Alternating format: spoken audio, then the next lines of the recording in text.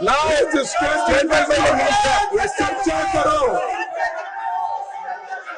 Sir, I rise to apprise this House, this August House, of recent developments in West Asia that are cause of deep concern to all of us. Nothing will go on record except the minister's statement. As honorable members are aware, this round of conflict started on 28 February 2026. It has witnessed not only fighting between Israel and the United States on one side and Iran on the other, but also attacks on a number of Gulf states. There have been numerous casualties, including at the leadership level in Iran, as well Nothing will go on record except the minister's statement. as well as destruction of infrastructure in the region. At the very outset, government had issued a statement on 28 February expressing its deep concern and urging all sides to exercise restraint, avoid escalation, and prioritize the safety of civilians.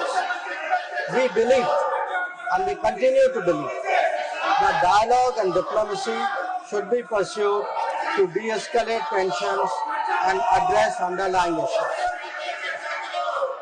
Sir, it is also imperative that the sovereignty and territorial integrity of all states in the region be respected.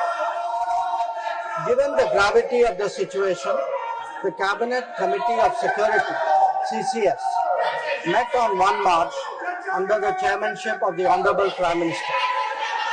It was briefed on the airstrikes in Iran and the subsequent attacks in several Gulf countries. The CCS was concerned over the safety and security of the Indian community in the region. It also focused on the implications for regional security and for economic and commercial activities. The committee was apprised of difficulties faced by Indian travelers transiting the region and by students appearing for scheduled examinations in these countries.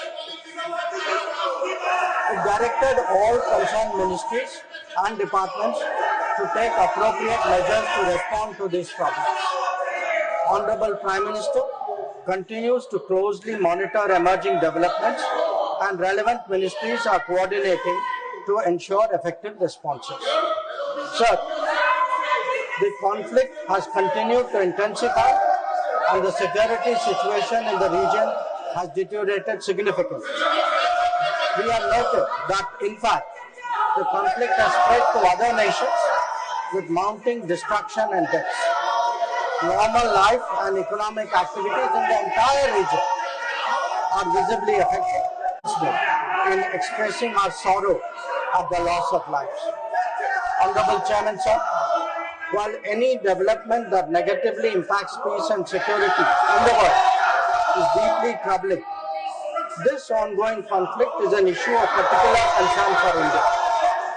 We are a neighboring region and understandably have obvious stakes that West Asia remains stable and peaceful. There are almost 1 crore Indian citizens who live and work in the Gulf nations. In Iran too, there are a few thousand Indians who are there for study or for employment. The region is key to our energy security and includes many important suppliers of oil and gas.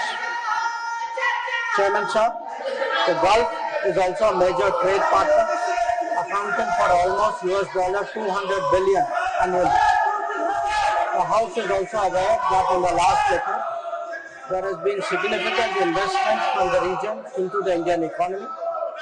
Therefore, serious supply chain disruptions and climate of instability that we perceive are serious issues.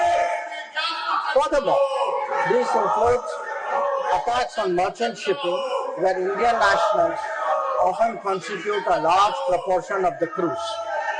We have sadly already lost 2 Indian mariners and 1 remains missing in such incidents.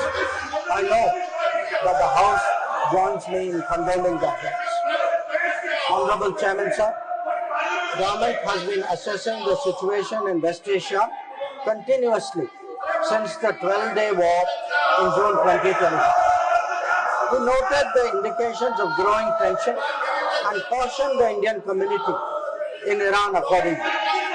On 5 January 2026, Indian nationals were advised by the Ministry of External Affairs to avoid non-essential travel to Iran.